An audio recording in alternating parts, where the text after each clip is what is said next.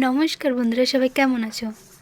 তোমাদের হাতে যদি ৬-৭ মিনিটের মতো সময় থাকে তো তোমরাও আমার মতো এমন টেস্টি ভেজ চাউমিন বানিয়ে নিতে পারবে। তো তার জন্য ভিডিওটা স্কিপ না করে শেষ পর্যন্ত পুরোটাই দেখতে হবে। তো চলো দেরি না করে শুরু করা যাক। তো এখানে তার জন্য সবার প্রথমে চিকন ভেজ চাউমিন নিয়ে নিয়েছি। মোটা চাউমিনটা হলে আরও বেশি ভালো লাগতো, কিন্তু এটাই পাইলাম দোকানে।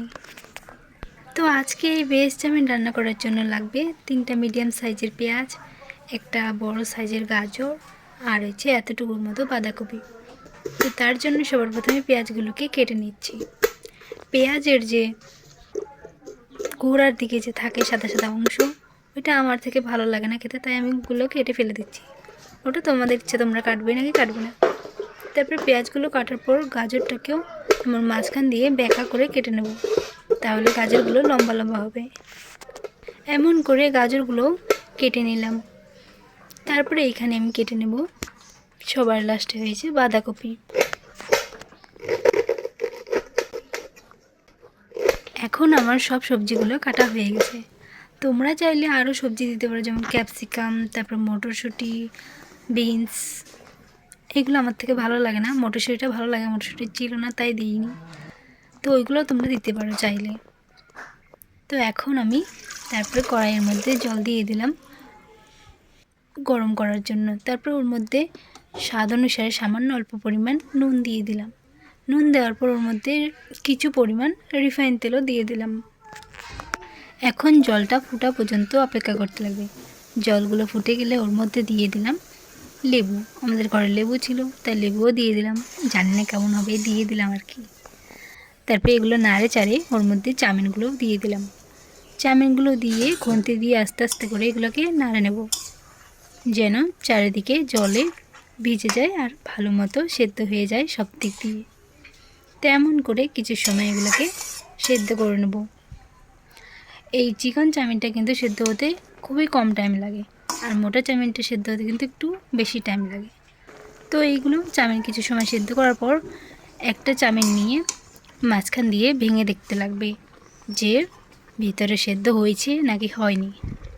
তো এখন আমি ছিঁড়ে দেখার পর দেখলাম যে ভিতরে একটু সাদা সাদা রয়েছে, তার মানে আরও 1 মিনিটের মতো সেদ্ধ করে নিলেই হয়ে যাবে কমপ্লিট সেদ্ধ করা। এখন চাউমিনগুলো সেদ্ধ হয়ে গেছে, এখন এগুলোকে নামিয়ে ফেলবো। তার আগে কিন্তু জলটা রেডি করে নিতে লাগবে, কারণ চাউমিনগুলো নামানোর সাথে সাথেই জল দিয়ে ঠান্ডা করে নিতে লাগবে, তাহলে চাউমিনগুলো অনেকটা ঝরঝরে থাকবে আর হচ্ছে নরম হয়ে যাবে না, আঠা আঠা হয়ে যাবে না। তো সাথে সাথে জল দিয়ে ধুয়ে নিচ্ছি চাউমিনগুলোকে। ভালো মতো ধুয়ে নেওয়ার পর ওর মধ্যে সামান্য অল্প পরিমাণ রিফাইন তেল দিয়ে দিলাম। তো রিফাইন তেল দেওয়ার পর চাউমিনগুলো সবগুলোর সাথে রিফাইন তেলটা মেখে নেব ভালো মতো, যেন চাউমিনগুলো ঝরঝরা হয়, একটার গায়ের সাথে একটা লেগে না থাকে। এখন কড়াইতে দিয়ে দিলাম তেল। তেলগুলো গরম হয়ে গেলে ওর মধ্যে সবার প্রথমে ভেজে নেব গাজরগুলোকে, কারণ গাজরগুলো একটু শক্ত হয়, দেরিতে সেদ্ধ হয়, তাই গাজরগুলো সবার প্রথমে ভাজা করে নেব। তারপর গাজরগুলো ভাজা হয়ে গেলে, সেদ্ধ হয়ে গেলে কিছুটা, তারপর ওর মধ্যে পেঁয়াজগুলো দিয়ে দেবো। তো পেঁয়াজগুলো কিছু সময় ভাজা করে নেব। তারপরে এখানে দিয়ে দেবো স্বাদ অনুসারে নুন।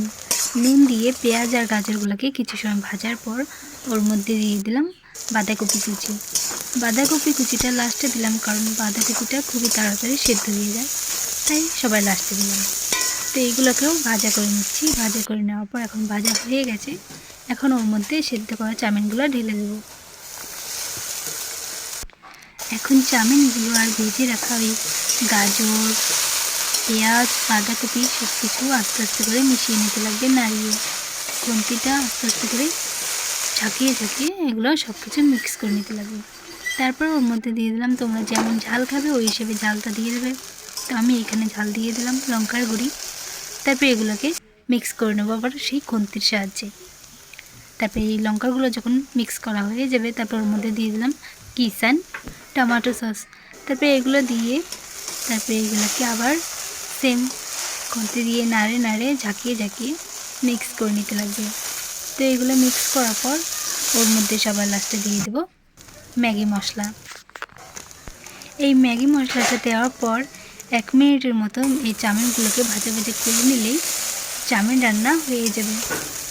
তো এখন দেখো ম্যাগির মশলাটা দিয়ে ভালো মতো মিক্স করে নিচ্ছি, যেন চারিদিকে মশলাটা চলে যায় আর সেন্টটাও থাকে সব কিছুতে, সবগুলো চাউমিনের মধ্যে। তো এখন আমার চাউমিন রান্না করা হয়ে গেছে, এখন নামিয়ে নিলাম চাউমিনগুলোকে। এখন ঝটফট করে নামিয়ে নিচ্ছি প্লেটে চাউমিনগুলো। গরম গরম চাউমিন খেতে কিন্তু অনেকটা ভালো লাগে, ঠান্ডা হয়ে গেলে বেশি টেস্টি লাগে না, গরম গরম বেশি টেস্টি লাগে। তো তাড়াতাড়ি করে খাওয়ার জন্য রেডি করে নিচ্ছি।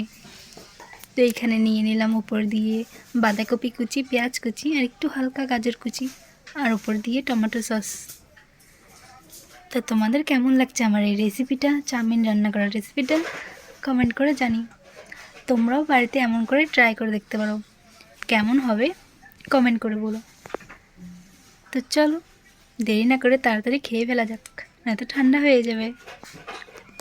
আমার ভিডিওটা যদি তোমাদের ভালো লেগে থাকে তাহলে ভিডিওটাতে লাইক করে দেবে আর চ্যানেলটাকে সাবস্ক্রাইব করতে ভুলবে না। ভিডিওটা লাস্ট পর্যন্ত দেখার জন্য তোমাদের সবাইকে ধন্যবাদ।